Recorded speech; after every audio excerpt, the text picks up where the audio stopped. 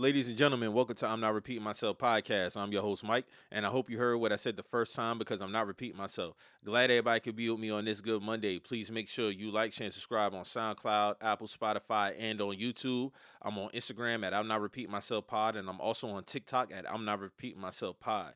Hope everybody had a good weekend, man. We definitely got some shit to talk about this week. We're going to go ahead and start off with this right here. Jay Z facing backlash for partnering with Target for his Reasonable Doubt 30th anniversary vinyl. We all know a Target boycott was started, I think by Pastor Jamal Bryant. I could be incorrect on that. I know there was some other people as well. I think a lady named Nina Turner as well started this boycott for Target, saying they're gonna push back their DEI initiatives. If people don't know what DEI is diversity, equity, and inclusion. You know, basically giving fair opportunities for African Americans and also other people of color. But Jay Z. So Jay Z decides to partner with Target. You know, he got his two shows coming up on July, I think the 10th through the 12th, for his 30th anniversary for Reasonable Doubt, his Blueprint 25th year anniversary. And a lot of people have a problem with this. And I can understand why. See, listen, you know, because I see a lot of people throwing other artists in the mix, and I'm going to get to that in a second. But just to focus on Jay Z, because that's the topic. Me personally, this is a bad look for Jay Z. This doesn't have nothing to do with him as an artist, none of that. I'm strictly talking about this right here. This is a bad look. And this is a continuous pattern with Jay Z in terms of when there's movements or there's a big highlight on something, he seems to insert his way into something. It kind of undermined the movement, like he did with the NFL and the whole Colin Kaepernick thing when that happened. You know, this wasn't really a political movement, but you know, the whole Barclays Center thing, there was a lot of criticism behind that, behind the people that lived there, and they were supposed to get affordable homes. Now you have the situation here with Target and, you know, the vinyl thing. It is a bad look. When you insert yourself in something when you know there's a boycott going on and you kind of go against that, this is the continuous theme that people have towards you. I'm not saying fuck Jay Z, he ain't shit. This whole nine. This doesn't take away from what Jay Z has done, because he has had some good contributions to the black community. But at the same time, too, Jay Z has also had some things that make you side eye him and be like, okay, bro, that doesn't make sense. I remember when he did this whole Bitcoin thing in Marcy. I'm like, Bitcoin and Marcy, that doesn't make sense. I remember when they even interviewed, you know, residents from Mars. Is like, bro, I don't understand how that's gonna, you know, help uplift the community or none of that. But Jay Z always seems to find a way to kind of undermine movements, and this is just me, you know, looking outside, looking in. He could have good intentions, but from the outside looking in, kind of like, hey, bro, like, what are you doing? Every time it seems to be a movement, you want to step in and go against it, and you know, basically, you know, shut down the progress of what a point they're trying to prove here. You get what I'm saying? Now, I see other people trying to bring up Nicki Minaj and J. Cole and turn, oh, they got vinyls with Target too. Listen, the difference between Jay-Z, Nicki Minaj, and J. Cole is this. J. Cole and Nicki Minaj will never really insert themselves in political movements or, anything that black people may have going on against a certain institution or something like that. Like they pretty much have always, you know, just been like stuck to the music, and they always kind of kept it like that. You get what I'm saying?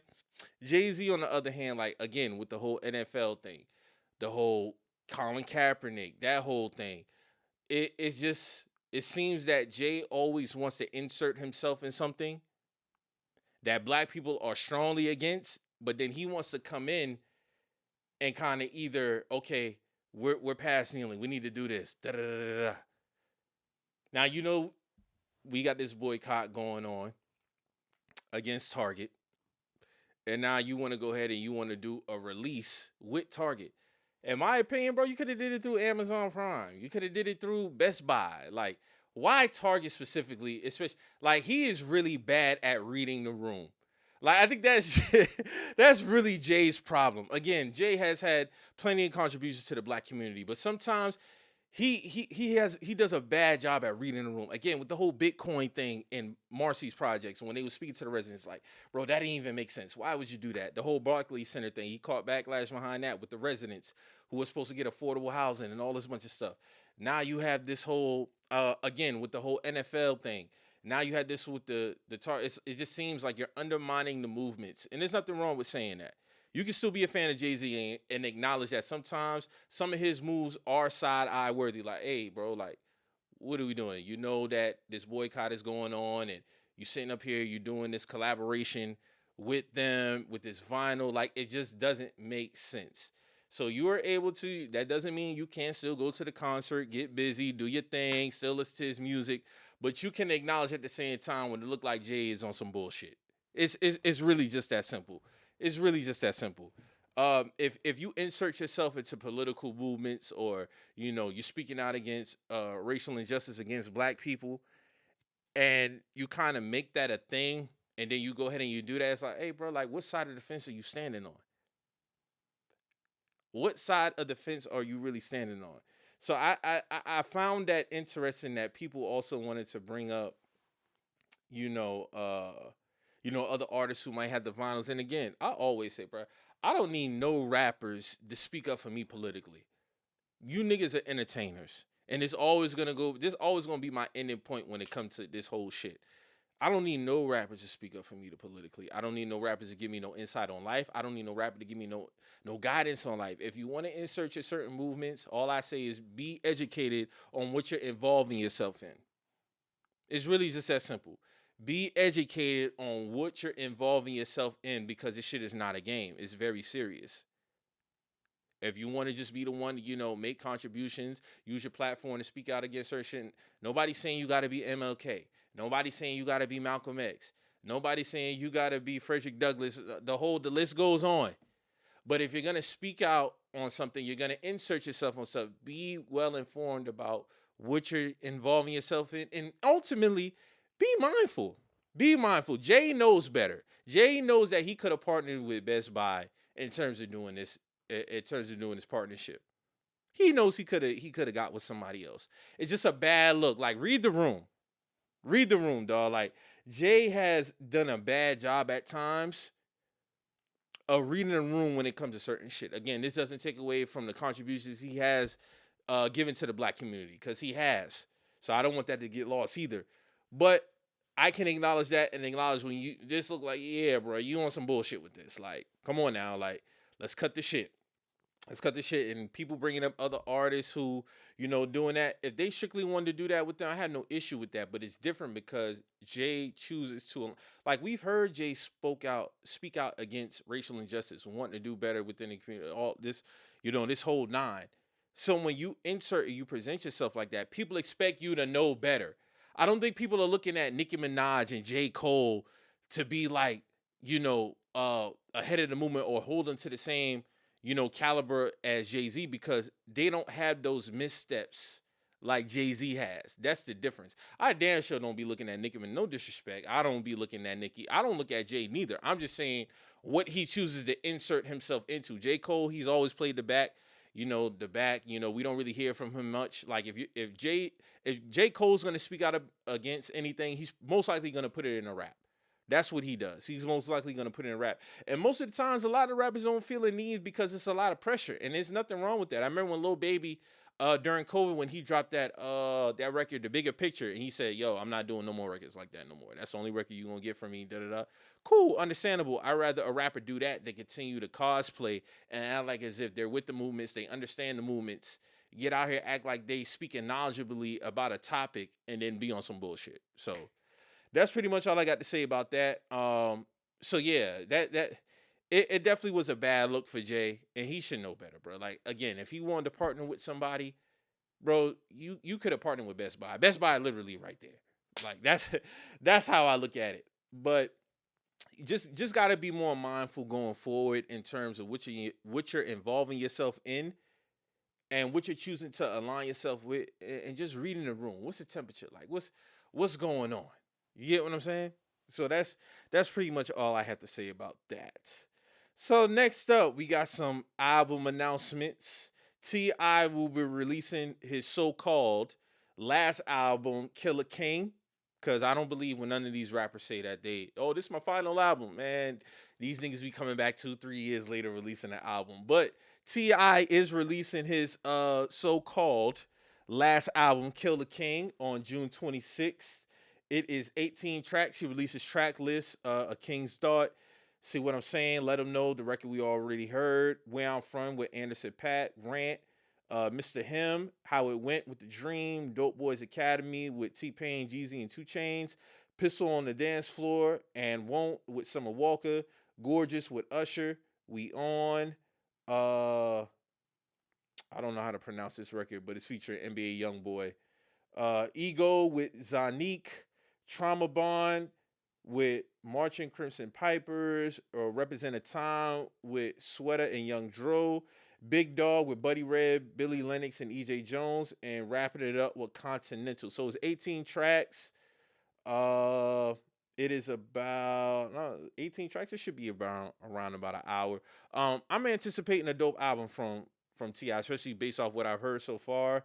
That record, of course, let him know it was #1 for a time on the charts. Yeah, man. I expect some dope music from Ti, man. Like I said, Ti is, in my top 10, top 15 all time. He's not in my top 10. He's in my top 15. I place him in between the 11 and 15 mark. And of course, this is an album that doesn't really have nothing to do with his legacy or anything like that. He's stamped. Gotta remember when Ti touched down, man. He went on a great run from 2000. His first album came out on one when I'm Serious, but he really started wrecking shit when trap music came out. When trap music dropped 03, yeah, that was the one that really set up the run. Trap music, Urban Legend, King, Ti versus TIP, Paper Trail. That was a great run. To me, my favorite album from Ti is Urban Legend. That's my favorite album. I know a lot of people say King, but Urban Legend and Paper Trail actually is two of my favorite Ti albums. I feel like Paper Trail is very underrated in Ti's discography. So, and even on the back end, like Don Trap is a real good album from Ti. I really like that album a lot. Don Trap is a real good album. I like that record on there a lot. Seasons with Sam Cooke, I think, is on there. Fire. But man, salute to Ti, man, for ultimately just having a dope career, man. Like this nigga has continued to just always, deliver deliver great music. And I said Sam Cooke, I meant Sam Hook on Seasons. But yeah, man, I'm anticipating a dope album, man. I think it's gonna be great. This is great to see a lot of the veteran rappers still delivering. That is a continuous theme I'm continue to push, especially coming off the heels of last year.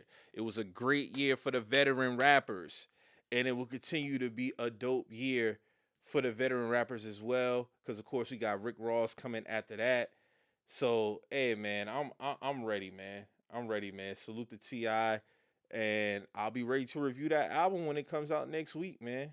I'll definitely be ready. So next up, Future will be releasing an album. He announced on his Twitter that a Future album will be coming out. It is called The Real Me, and he hasn't given a release date, but I'll be definitely anticipating that album as well. I always like when Future drop as well. Of course, the last time we heard from him when he dropped We Don't Trust You, Still Don't Trust You, back-to-back albums that he dropped in 2024. We all know what that kick-started one of the biggest, it's not one of the biggest rap beef in rap history, in my opinion.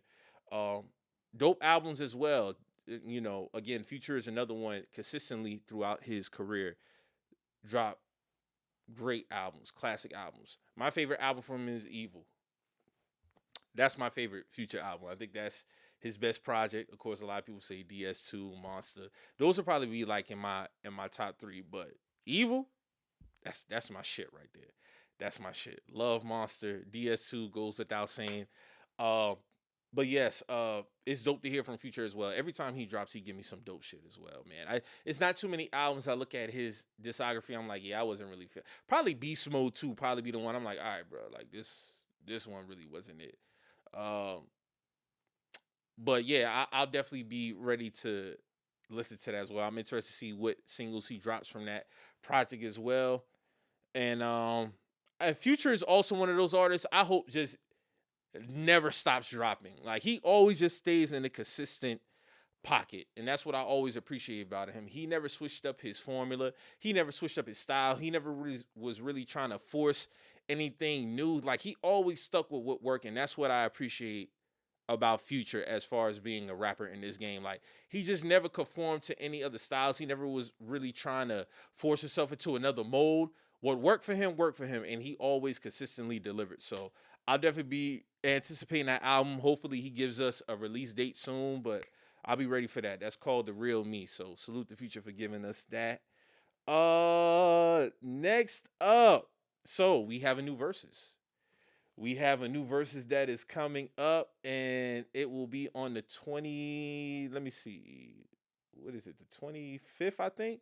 We will have Pretty Ricky versus B2K in a versus. And man, that's definitely gonna be I think that's gonna be a great versus. Yep, that'll be June 25th at 6:30. B2K versus Pretty Ricky. So who am I going to pick? Even though I've always got my fucking picks wrong. I'm gonna go ahead. I'm gonna roll with Pretty Ricky. But again, you never know when it comes to these verses.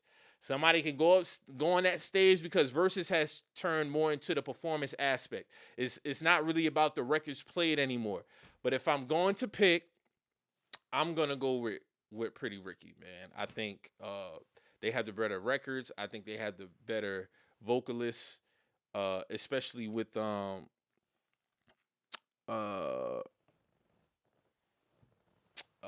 what's the dog's name, man? Damn, it's right on the with Pleasure P. I think he's the best vocalist out of everybody up there. So if I think honestly, Pleasure could get on some Jadakiss type shit. Like if he wanted to, like I feel like Pleasure P can really get up there and just dominate vocally on that stage. So that's why I'm rolling with Pretty Ricky on that because I think vocally he's the best out of everybody up there. And I just think Pretty Ricky got the better songs, man. Blue Stars, classic album. You know, Age Ain't Nothing But a Number, Shorty Be Mine, Grind on Me, of course. Then you got the second album, Hotline, like crazy, crazy, crazy. Now, this is not to say B2K, of course, they had they movement as well. I never really was really just a big 2K fan, though. Like, I never really was a big fan of them. Like, you know, of course, the girls loved them. Like they was killing shit in combination with, you know, them and Bow Wow. We all know that. Omarion also, he's done his thing. And also Omarion has also been on a versus stage before. He kind of bombed that shit versus Mario. Like that was, you know, he was up there trying to be, you know, extra sexual, and it really wasn't just working with him. Like, you know, he had his brother on stage, they bringing out watermelons and shit, all type of shit. So that's another reason why I'm kind of rolling with Pretty Ricky as well. Now, Omarion might have learned from that performance. He might have learned from that performance, but still, I'm rolling with Pretty Ricky simply because I think Pleasure P is the best vocalist, and I just think Pretty Ricky got the better records. But man, if you look at both their discographies, man, they got some shit, man. They got some shit. They got some shit, man. Let's get into let me go into some of this shit, man. Let me go ahead and look at Pretty Ricky shit first. Pretty Ricky got Grind on Me, On the Hotline, Love Like Honey, Your Body. That was a fire record. That record has also been sampled a lot too. Shorty Be Mine, Nothing But a Number, banger. Up and Down, Playhouse, Get a Little Closer, Stay, Late Night Special, Get You Right, So Confused. Yeah, they got some shit, man. They got some shit. Let's go ahead. Let's go look at B2K. B2K. What B2K got going on? Bump, bump, bump. Of course, that go without saying. Featuring Redacted, of course. Bada Boom, Girlfriend. That was a big record for them. Why I Love You, Bump That, Shorty. What a Girl Wants, Everything, Baby Girl, Girlfriend, R. Kelly remix. Yeah, man, they got some shit. They got some shit. But I think Omarion would have to be the one, you know, to do some of his solo records as well. Of course, you got Touch, you got Icebox. Uh, Yeah, man. So I'll be interested to see if if they get. Also is would Marcus Houston come out with B2K? Would Marcus Houston come out with B2K, man? That'd be interesting. You know, Omarion also got O again. I said Icebox, Do You Well, Touch, Post to Be, Entourage. Entourage was a dope record. Let's Talk. That was his MMG days. I'm trying to. Of course, him and Bow Wow got that big record. Let Me Hold You. Let Me Hold You was a fire record. Till this day, that record still goes crazy, bro. I fuck with that record a lot. I remember when that record first touched down, that really took you back. That was like probably like my freshman year. Yeah, like eighth grade going into ninth grade year. Yeah, that was a fucking banger. I think that honestly, I think like I could be wrong, but I think that shit was like even number one on 106 at Park for like a week's time, bro. Like Let Me Hold You really was a crazy record, man. I can't believe '05 was 21 years ago, bro. What the fuck? What the fuck is going on, man? God damn. Mm. But yeah, man, I'll definitely be anticipating that versus, man. I think it's gonna be a dope one. We definitely need another R&B versus, and I think they are going to deliver. Coming off the heels of the Tyrese and Tank one, that was a dope versus. I think these guys are gonna deliver as well, man. So I'll be looking forward to that. Pretty Ricky versus B2K. Who y'all got, man? Who y'all got, man? Let me know who y'all got. Next up, so Apple Music released their top 20 stream artists of all time. They released this list, I think, started Monday and they finished it, I think, Wednesday. So I'm gonna go ahead and name the top 20 from 20 on down. So this is Apple Music's top 20 most streamed artists of all time. Number 20, Eminem. Then Justin Bieber at 19, Ed Sheeran 18, Rod Wave 17, Gunna 16, Lil Durk 15, 14, Kendrick Lamar 13, Chris Brown, Ariana Grande 12, 11, Travis Scott, number 10, Post Malone, 9, Kanye West, 8, Morgan Wallen, 7, The Weeknd, 6, Lil Baby, 5, Bad Bunny, 4, NBA YoungBoy, 3, Future, 2, Taylor Swift, and number 1, Drake. So I'm not surprised at this list at all, especially coming in at the top two, Drake and Taylor Swift. I remember when Apple Music first started, Drake kind of was like kind of partnered with them to kind of promote it. That was 2015. I can't believe that was 10 years ago, 11 years ago as well. That's crazy. But I'm not surprised at this list at all. It makes sense. Drake, Taylor Swift, Future, um, Bad Bunny being top five, not surprising at all with his fan base. I expected Kanye West to probably be a little bit higher. Travis Scott to probably be a little bit higher. Um, but yeah, I'm not Eminem. I definitely expected to be higher. Him coming in right at 20 is kind of surprising. But Drake being number one on the Apple Music, I mean, hey, he's kind of always been like the premier artist when you hear like Apple Music in terms of the partnership. You know, I remember when he had the beef with Meek Mill and he dropped Charged Up and it was the battery logo, that basically looked like the Apple Music the Apple in terms of what Apple it looked like the Apple battery charger. So I think that kind of just kickstarted everything. But so I mean, salute to everybody on this list, man. I'm not surprised about anybody who's on here. Like I said, I would have expected probably Kanye to be a little higher, Eminem to probably be a little higher, but Drake and Taylor Swift being the top two, it makes sense. Future being number three. Now a lot of people might be surprised at that. I'm not. Future actually being, I think he honestly could have been two on this list. But Taylor Swift, of course, she's a way bigger artist than Future. But NBA YoungBoy, of course, nigga fan base is insane. Nigga fan base is insane. But yeah, man. Salute to Apple Music for giving us this list, man. I'll be interested to see what it's looking like another 10 years from now. I think Drake's still gonna be number one if they do it another list 10 years. Another list 10 years from now. So next up, Damon Dash again with the bullshit. Um, so Dame Dash dropped a diss record to Jay Z and Camron called Cheap Teeth with this girl that he got a line with. I don't even know her name. I heard it and two pack of ass. Two pack of ass, man. Again, I just want to hear good shit from Dame, like in terms of his life. good news. Like, none of this other shit. Dame's not even a rapper for real. I'm not even talking about no Kanye West producer trying to be a rapper. He's not even nowhere near. He's not even within that realm. This record was ass. The girl he had on the record is ass. Again, it continues this feud between him, Jay, Camron, that whole thing. Like, just never ending bullshit. Dame, pack that shit up, man. Just get it the fuck out of here. It's a 2-pack. Don't ever step foot in the studio again. Don't ever step foot in the studio again. Leave that alone. Go fuck with the shit that you are great at. You get what I'm saying? Leave that shit alone. Leave that shit alone, bro. Like, I don't even really got much for that, man. I don't, man. It's again, it goes back. It just goes back, man. Getting older.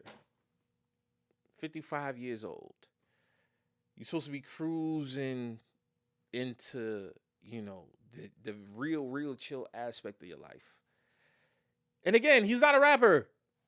Come on, man. Let the rappers rap. You leave that shit alone, man. Go fuck with your farmland, your art galleries, shit like that. Your media company. You're doing dope shit with your media company. Go do that. Leave the rapping shit alone, Dame. Leave that shit alone, bro. Get that shit out of here. So moving on to some unfortunate news, man. I gotta say R.I.P. to Tay Keith, man. Very talented young brother, man. Dope producer. He passed away on June 18th. He was found dead at the age of 29 in his Nashville apartment. Authorities say no foul play is suspected, and his death is currently unclassified at the moment. Man, Tay Keith has some hits, man. Tay Keith definitely has some hits, man. It is just 29 years old and not being able to see 30, man. That just always hits me different, man. It kind of takes me back to my dog Kwame, man. R.I.P. my dog Kwame, man. He passed away actually on, like, the week of his 29th birthday. I remember his birthday was that Thursday, and he passed away that Saturday, man. So to see young black men not see 30, man, that shit always hit me different. Especially, like, I definitely know it when it hit real close home, man. I lost my sister, man. My sister passed away at 25. So it for you to not even see 30, man, especially as a black person, man, it's just always going to strike me different. And, condolences to his family, man, because that shit is just it's so unfortunate, especially for a talented producer. Like, he wasn't even at his peak yet. He wasn't even at his peak yet, man. Like, and for him to unfortunately, just lose his life at 29, shit is sad, man. I just hate seeing it, man. I just hate seeing that shit, man. And it's so, it's like, at what point do we, I just want to see a lot of us grow old, man. Just grow old. It's too many of us checking out at a young age. Like, the check out before 30 is crazy. A lot of us checking out before 25. I was just having a conversation with my boy the other day. Like, black men in general, a lot of us are not living to see 60, man. A lot of us are not. We're not living to see 60. That's why I always emphasize at the end of the episode, man. Get in that gym, man. Get in that gym. Be on top of your health. Watch what you eat. Life is precious, man. And you want to live a quality life. You get what I'm saying? Like, you want to be here. You want to be here. So, again, RP Tay Keith, man. Big hits. Big hits. Look Alive. Sicko Mode. Nonstop. It just, the list goes on, man. And I remember when he got, actually, when he graduated, I believe when he graduated high school or college, it was one of the two. He received a plaque for Sicko Mode, I believe, at his graduation or something like that. It was somewhere, and that was just so dope to see. Like, he was graduating, I think it was high school or college, one of the two. Like, you graduating and you're receiving a plaque for your produced work. That's amazing, man. That's amazing. So, and he was just a dope producer, man. He had a very distinct sound. Like, you knew when you heard him, of course, the tag, or you heard him, he got on there. So, again, he wasn't even at his peak yet. He wasn't even at his peak, man. So, again, RP Tay Keith, man, the condolences to his family, man, and you know, just unfortunate, man. Just unfortunate, man. So moving on, man. I wanted to talk about this because this was a topic coming off the heels of the New York Knicks moving on to some sports shit. This was coming off the heels of the Knicks winning their championship, and they was having a discussion on Get Up, and somebody made a comment as regards to the Larry O'Brien trophy. So I want to go ahead and play that clip. I think I got it right here. Let me see.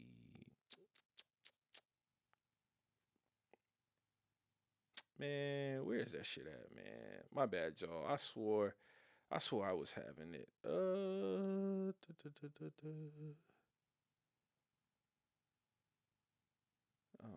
man, my bad, y'all. Give me a second. I swear I bookmarked this shit.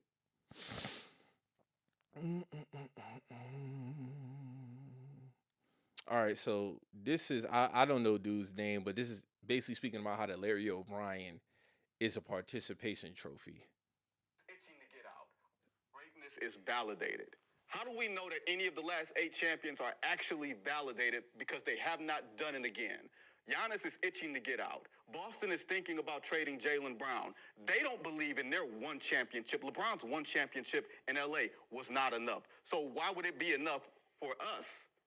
Validate is the Larry O'Brien that I put on that shelf and it stays there forever. That's the validation. The Laker thing. Oh, you mean participation trophy then? I'm sorry, Larry O'Brien is a participation trophy? If everybody gets one. It is an actual trophy. You won the league that year. That has to be one of the stupidest shit I ever heard in my fucking life, bro. In no way, shape, and form is the Larry O'Brien or participation trophy. See, everybody want to talk. NBA fans and media are so fucking fickle. It's fucking ridiculous. 1 minute you niggas will complain about dynasties because somebody winning too long. You want to see these motherfuckers lose. Now we haven't had a repeat champion in 8 years. Now this nigga saying the Larry O'Brien is a participation trophy. No, that's not how this shit work. If you subscribe to the Larry O'Brien being a participation trophy, then you would have to believe that the NBA is script. The NBA is not script. That's another thing a lot of niggas be doing. Like, oh, Adam Silver trying to push a 7 game series ended in 5. Every year, niggas is always under this assumption that Adam Silver wants to stretch your finals out or, all this other shit. Like, niggas need NBA discourse is probably some of the worst discourse on the fucking planet. I'm not even gonna lie. It's very fickle. It's unrealistic. Niggas be saying the most outlandish shit. The Larry O'Brien will never be a participation trophy. Ever. I don't think people understand how hard it is to win a championship, and this is why I don't get on superstars, really, for not having multiple rings. Yes, you need to have at least one ring to be in certain combos, but that's my baseline for me. Anything past that is just brownie points. It's very, very hard to win multiple rings. I don't care what dynasties you look at. I don't care what era you look at. It's all hard to repeat. It's all hard to win 3 in a row. We haven't had a 3 in a row champ since the Lakers in 99 through 02. It is very, very hard to do. So at no point in time will the Larry O'Brien ever be a participation trophy. But not having a back-to-back champ, I like both. I like dynasties. I like seeing different teams win. I like seeing that. That's what I'm not complaining. I don't care if a team win 4 in a row. I don't care if we have a different champ for 15 years in a row. I don't give a fuck. I love the game. But it just goes to show the work that teams put into going in every year to win the shit. And again, this is why I don't slander players for not winning more than 1 ring. It's very, very hard to do. That shit is not easy. You might have other players who won multiple make it think like it's like LeBron won back-to-back. Wasn't easy. Jordan, we all know what he did. 3 in a row, retired, came back 3 in a row. It's not easy. I don't care how many times you niggas might try to slander this man right here. It's not going to happen. The Warriors, what they did, not easy. That shit is not easy. So I think it's real dope to see that we've done had a different champ for like 8, 9 years in a row now. We haven't had a repeat champ since 17, 18. I think it's real dope to see. But I also wouldn't be against seeing a dynasty. I wouldn't be against that neither. It's all good for the league. No one way is the right way in terms of who we need to see as a champ, bro. Like, just sit back and enjoy the fucking games, man. That's really what it boils back to. Sit back, shut the fuck up, enjoy the games, and kill these bullshit narratives. Like, just stop it. It doesn't make sense. It doesn't make sense. So just to end that. So another conversation I wanted to bring up, it was in terms of should GMs put more pressure on franchise players to take less money so they can win a championship? Now everybody knows, Jalen Brunson, he took a pay cut. I think he took like $113 million overall pay cut so it could help the Knicks build a team to compete and win a championship. And we all know, boom, that was able to, work out. They was able to win a championship. So now a conversation has come up amongst people. Should GMs put more pressure on the franchise players? Be like, hey, bro, like, listen, you could probably get your money on the back end. What do you think about taking a pay cut right now so we go ahead and fill out this roster? So you go ahead and hoist that Larry O'Brien at the end of the season. Now, I think that's a dope thing. I don't think it's nothing that should be forced, particularly on the player, but a conversation could be, could come up. Hey, bro, listen, like, we right on the cusp of the championship. I know you due for an extension. What you think about doing this so we can bring in X player?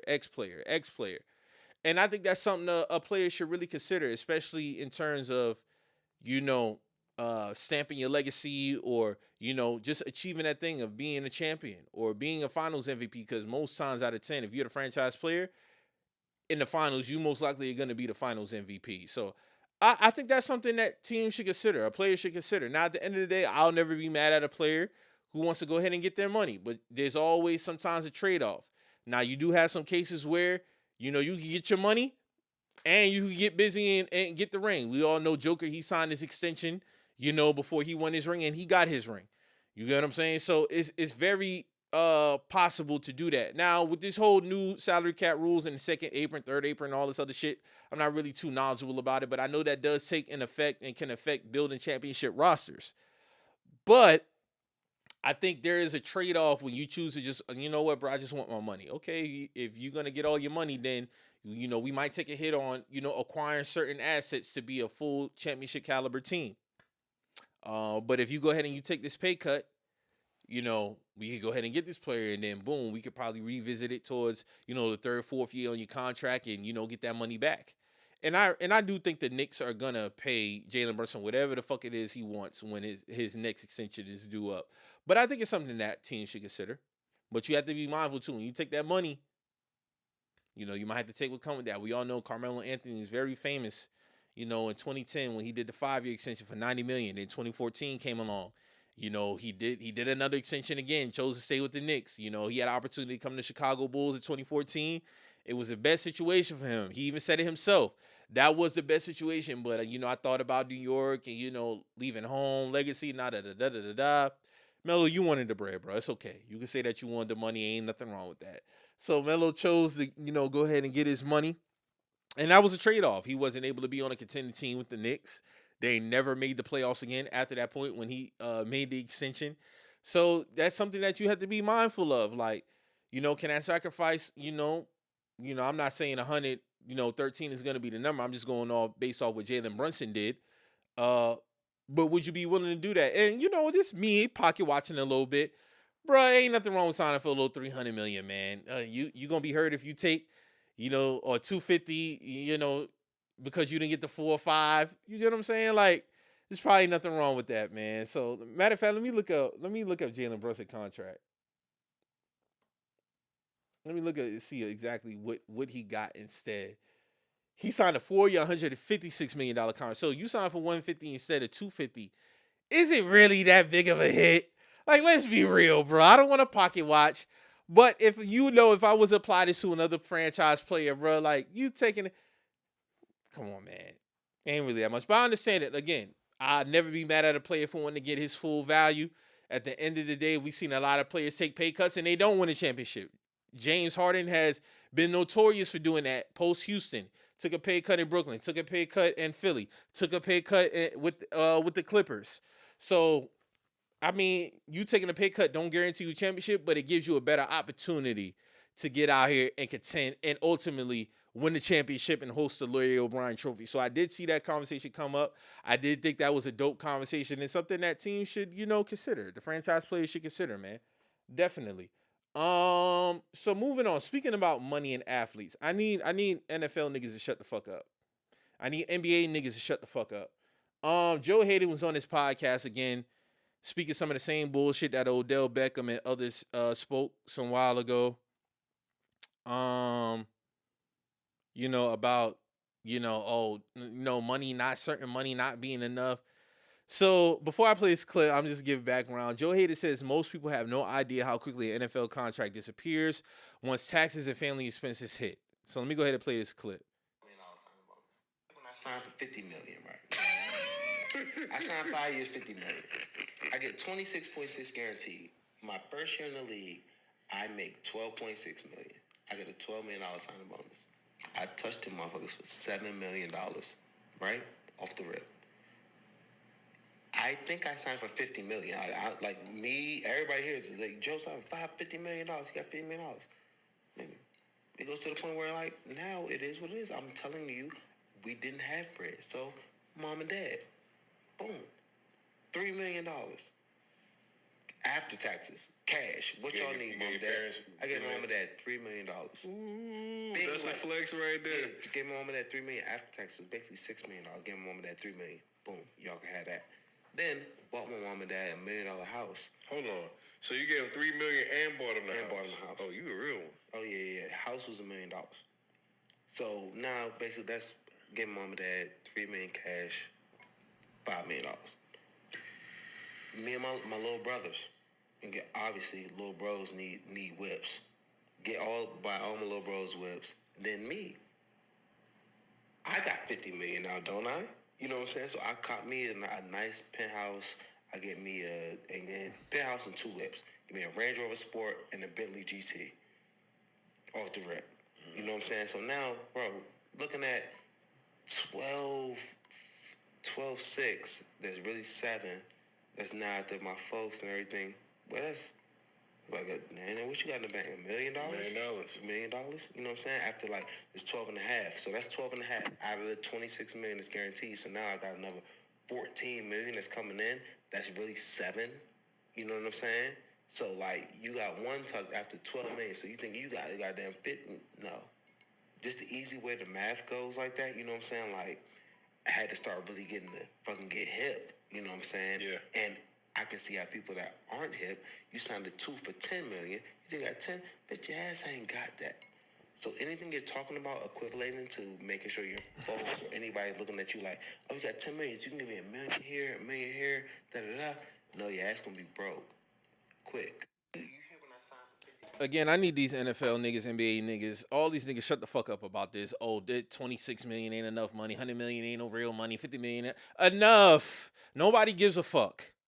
And let me provide some context here. See, Joe Haden made $121 million in his career. He signed, his first deal was $40 million. So he got in before they changed the rookie scale in 2011. Joe Haden was drafted 2010. His first deal was $40 million. Again, this is before they changed the rookie scale.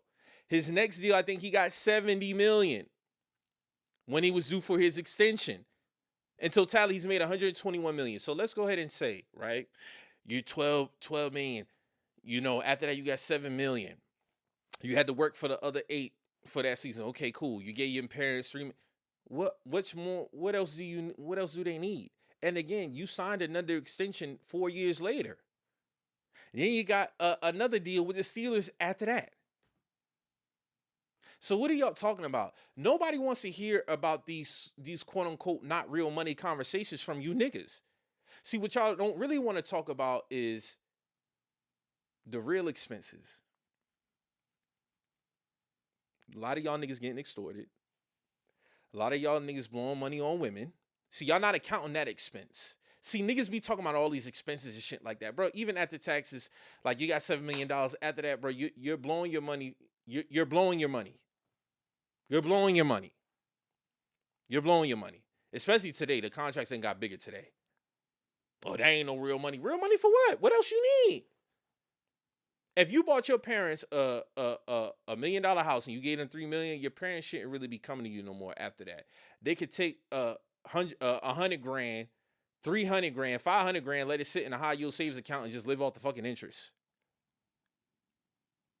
So what do y'all be talking about? No, y'all blowing y'all money. Y'all trying to keep up with the Joneses, getting cars, PJs, all this other shit that you got to upkeep the maintenance on. Like, enough is enough. Niggas don't want to hear about you niggas talking like as if you on the welfare line.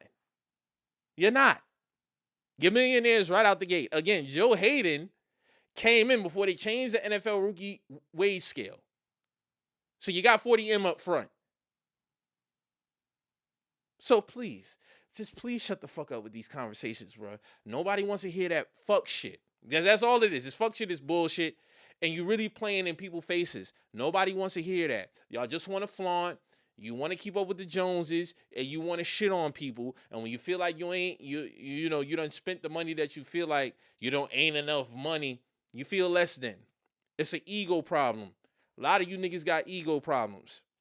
Oh, that ain't no real money. Cut it out. Cut it out, man. Nobody want to hear that shit, man. Enough is enough. So moving on. My Chicago Bulls have a new head coach, Tiago Splitter. We signed Tiago Splitter. Of course, we got the draft coming up this week, so I was trying to figure out when the fuck we was going to get a new head coach because, I was like, all right, bro, like, drafts this week. What's going on? What the fuck is going on with our head coach situation? But I'm not super excited about it, but I think it was a good hire as well. It's not no blockbuster splash, nothing like that, nothing crazy. But I think coming off the heels of what I seen him do with the Portland Trail Blazers, I think he's gonna do a good job.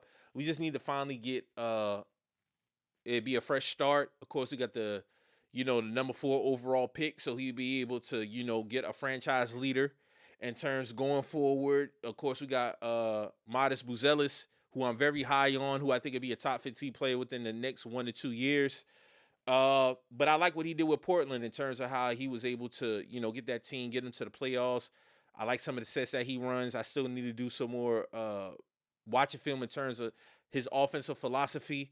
But I just want us to get to a point of consistency as far as contending. That's really all I really want from my Bulls, man. Especially after seeing the Knicks, after seeing the Nuggets, teams who haven't won a championship in over 50-something years. I haven't seen us win a championship since 98.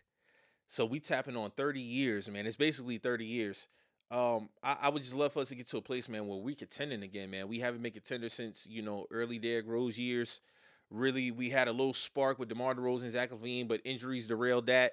So I'm looking forward to see what Tiago Splitter brings to the Bulls. Of course, in terms of what we do in the draft. I think we have potential to build and just contend, man. That's really I want to contend. I want to contend for championships. I don't got to win a championship every single year.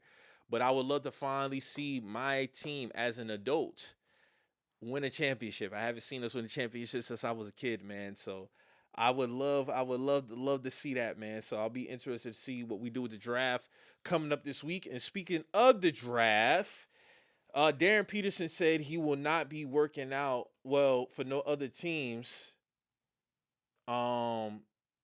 except for the Wizards, I believe. Let me see.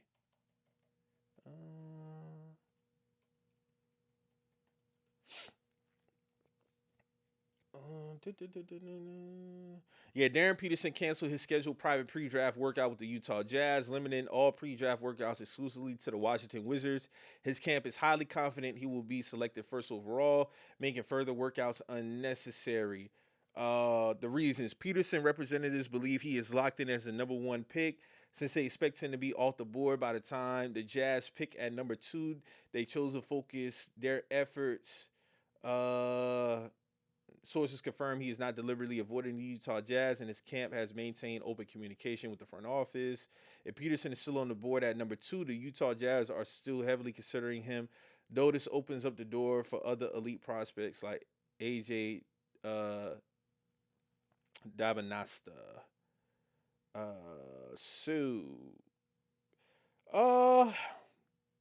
I think this is a mistake on Daryn Peterson's part, man. I know for sure he's a top 2 lock. I don't see a situation where he's dropping to 3 or 4. I really don't see that. But just work out for the teams, man. Just especially coming off. See, Daryn Peterson's situation is a little bit different from AJ because AJ wasn't under the spotlight for missing games, subbing himself out of games. So I don't really feel Daryn has the leverage in terms of dictating his workouts. Now, what's done is done. He's done it. But I do think it's a mistake to just say, oh, I'm only going to work out for the Wizards. Of course, AJ, BYU, Utah Connect, most likely he want to be there as well, but he hasn't really been outspoken about that either. But him just saying, oh, I'm only working out for the Wizards, it's like, all right, bro, it's really not a guarantee that you're going to go number one. Now, everybody's saying, he's easily the most talented prospect in this draft. Okay, cool.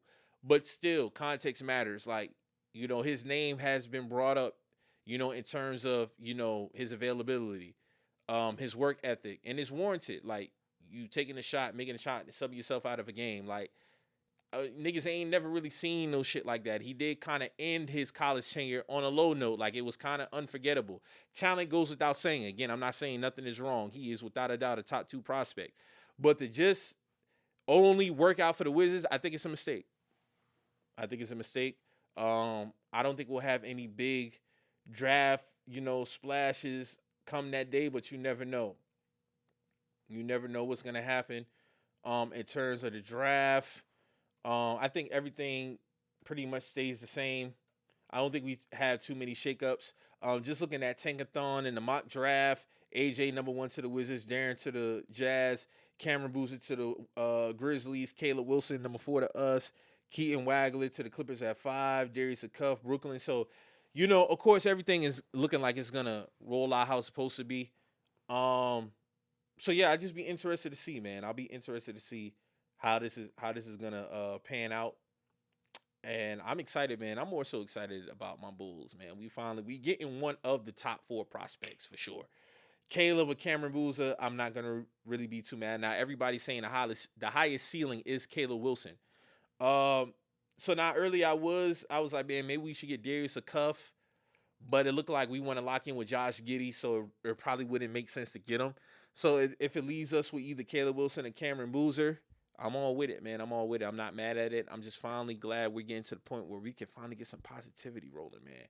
Like our last number 4 pick in the draft, I still don't understand why he's on my team, why he's even in the league at that. And I need this nigga gone. Patrick Williams just got to go, bro. Got to go. But yeah, man, I'll be ready for the draft this week. Again, I think it's going to be a great summer, man. It's going to be a great summer, man. We got some dope shit coming up, man. Again, the Verzuz albums coming out. Rick Ross dropping, T.I. dropping. I even watching the World Cup a little bit. Again, I don't know too much about soccer, but, I see the USA done won their first 2 matchups. You know me, how I get down, just like with the hockey shit. Hey, listen, if we start winning some shit, we dominate. I'm going to talk that USA shit because you know how I get down, man. When it comes to this shit, man, we run this shit. We run this world, dog. Don't get it twisted. But yeah, that's pretty much all I got for this week, man. I want to thank y'all for tapping in with me, checking in with me. Again, please make sure y'all not procrastinating. Y'all getting out here. Y'all achieving y'all goals. Y'all staying consistent. Consistency will get you far. Ultimately, love what you're doing. If you're doing something just because you want the money, it will not be fulfilling. I know it sounds cliche, but it's just some real shit. Always let the love be the foundation and let the love carry you even when you hate it. Trust me, I've been there. But yeah, man, I can't believe I'm coming up on 60 episodes, man. 60 weeks straight. God damn, I'm killing this motherfucker, man. But hey, man, best solo podcast in the world, man. I said it on episode 1. I'm still saying it. I'm going to continue to say it, man. I'm going to continue to grow this fan base. I want to thank y'all for fucking with me. Get y'all ass in that gym. Get y'all lazy, funky asses in that gym. And ultimately, be safe. So like I say every week, man, this is I'm Not Repeating Myself podcast. I'm your host, Mike. And I hope you heard what I said the first time because I'm not repeating myself. I'm out.